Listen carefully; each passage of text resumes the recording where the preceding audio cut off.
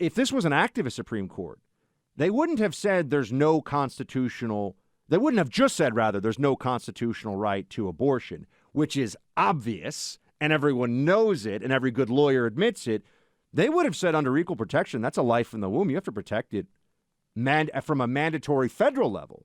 I mean, a truly sweeping decision would have been the Supreme Court saying a life in the womb is a life worthy of protection from the state at the federal level, never mind at the state level. They didn't do that.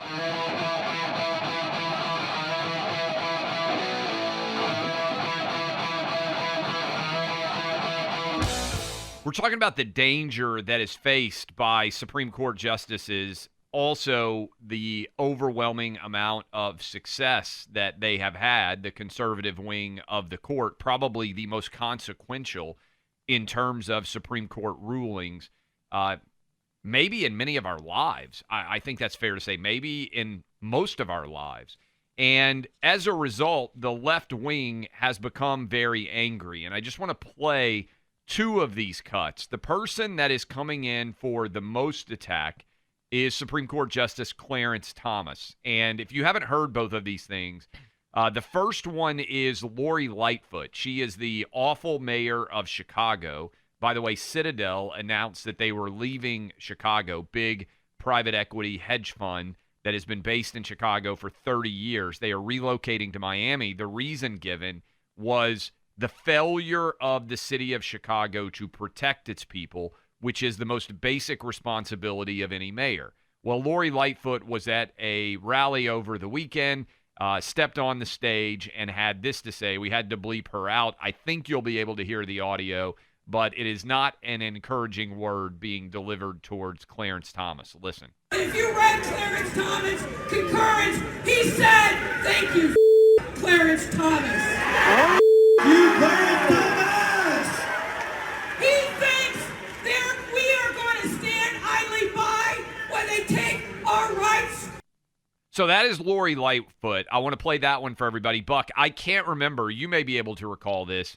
I don't remember an elected official at an office level like mayor of Chicago, which after all is the third biggest city in the United States, expletiving a sitting Supreme Court justice like she did at a public rally. Can you remember, Democrat or Republican, anything like that where someone, and again, you may think Lori Lightfoot is an imbecile, and I do, and I bet a lot of you do. Certainly if you live in Chicago, too. You do. Me too. Yeah. But I can't recall that ever occurring. Can you remember anything like this? Clay, the libs are coming completely unhinged over this. Lightfoot, so many of them, they're just completely melting down. And there are many, many layers to this. Part of it is they've been lied to for so long about this that they really just can't compute they can't manage to reason through the very clear reality of what has actually happened here. And when people are saying it's an activist Supreme Court, I mean, even, for example, sometimes Alan Dershowitz, we have a cut of him speaking. We can maybe get that later or not. Sometimes he's right. Sometimes he's really wrong. I mean, I debated him on guns on CNN, and I never forget this. I was like, you know nothing. It was shocking. Alan Dershowitz, on the issue of guns, is wildly ignorant. He doesn't know anything. He doesn't know the stats. He doesn't know the law. He doesn't know anything. But he's used to just kind of holding court and everyone listens. He says this is an activist Supreme Court. Now, I didn't even go to law school, but I can read pretty well. And I understand how the jurisprudence that led up to this has been formed over many, many years. And I would just say, if this was an activist Supreme Court, they wouldn't have said there's no constitutional, they wouldn't have just said, rather, there's no constitutional right to abortion, which is obvious, and everyone knows it, and every good lawyer admits it. They would have said under equal protection, that's a life in the womb. You have to protect it from a mandatory federal level. I mean, a truly sweeping decision would have been the Supreme Court saying a life in the womb is a life worthy of protection from the state at the federal level, never mind at the state level. They didn't do that. So people are being lied to right now. This is a radical, extreme, crazy court. No, this is a court that says words have meaning. The words in the Constitution do not actually amount to a federal right to abortion. If you can read English, you can understand that. And now they have to actually make their case state by state as to why this should be happening. And it is kind of troubling. Some people picked up on this. You mentioned there are a number of companies, I'm trying to think of them, a number of companies that, was Dick's Sporting Goods, I think is one of them, which who knew? I didn't realize they're woke. A bunch of Google, clearly, and they're saying Disney. they're gonna give Disney, they're going to give women $4,000 for travel expenses to get an abortion. Some people are noting, what are the maternity leave policies at these places? $4,000 to go travel somewhere? It's, are these companies much more comfortable paying for women to get abortions instead of women actually becoming mothers who are their employees? What message are they sending? It is a great question if you think about it from a purely diabolical perspective. Paying someone to travel to a different state and have an abortion ensures that they continue working for you and don't need to take maternity leave, right? Purely from a corporate perspective, it seems quite craven because they're arguing that this is a benefit they're providing, but arguably the group that benefits the most is the company because the woman doesn't then have a baby and comes directly back to work. And to your point, Buck, I mean, how do you reconcile that with what might otherwise be the maternity leave policies that are being put in place by these institutions? And the craziness, by the way, I don't know where The View is broadcasting from, but I wanted to hit this too because Lori Lightfoot going after Clarence Thomas.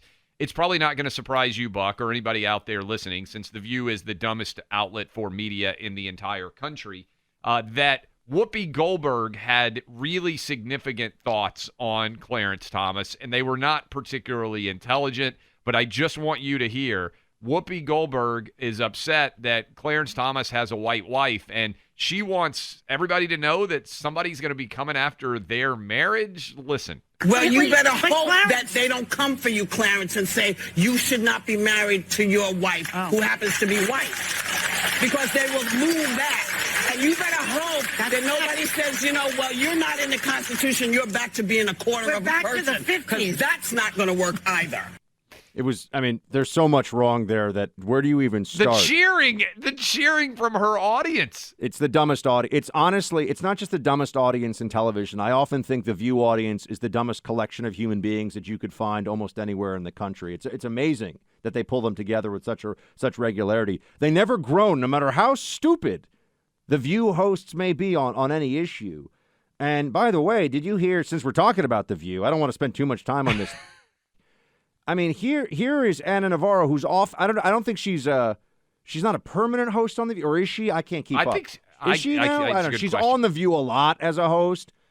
This was really jaw-dropping for a lot of people to hear. And because I have a family with a lot of special needs kids. I have a brother who's 57 and has the mental and motor skills of a 1-year-old. And I know what that means financially, emotionally, physically for a family. And I know not all families can do it. And I have a step-granddaughter who was born with Down syndrome. And you know what? It is very difficult in Florida to get services. It is not as easy as it sounds on paper. And I've got another step-grandson who is very autistic, who has autism, and it is incredible. And their mothers and people who are in that society, who are in that community, will tell you that they considered suicide because that's how difficult it is to get help.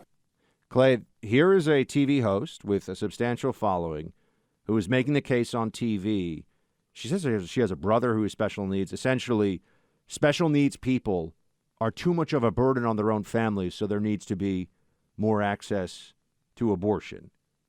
It was honestly one of the most grotesque things I've heard on television in a very long time. But this is the mentality. Special needs family members are an inconvenience, therefore we must have. This is the argument she is making on television. Everyone needs to understand that's exact. She's not saying, by the way, should they get more resources? Should people get more help? Absolutely. Now's the time, and the pro-life movement is already mobilized in this regard for adoptions, for crisis pregnancies. Help people, help families, provide more assistance. It's on the communities to step up. But make abortion more accessible because there are Down syndrome babies? The word evil creeps into the conversation very quickly. It's eugenics. Well, let's be honest about what she's effectively arguing there. And The amount of crazy that this has unleashed and will continue to unleash, I think the only way Democrats tamp down their crazy is by a legitimate ass-kicking, the red wave in 2022, followed by another red wave in 2024. I think that's the only element of moral clarity that they will understand, is reconciling their positions with destruction. This is a recurring theme here, but I mean, the Democrat Party at its base, at its core, has lost its mind, folks. Okay, they make arguments that are completely deluded and disconnected from reality, and you must make those arguments. We could sit here and talk about gender ideology. We could talk about all these different things where they're demanding the affirmation of what is obviously untrue. And even some Democrats, Bill Maher now each week is like, hey, Democrats, stop being crazy. You're going to lose power, which is the thing that matters to you the most. It's not like we're the only people, even on the right. Obviously, a lot of folks are making this argument. Even some Democrats are realizing, oh, my gosh, the party has gone crazy. And they have. They've gone too far. They are too radical. They think AOC is smart. They have completely lost their minds. No doubt. And only with the crystallization of defeat will many of those Democrats feel capable of speaking and trying to take back control of their party.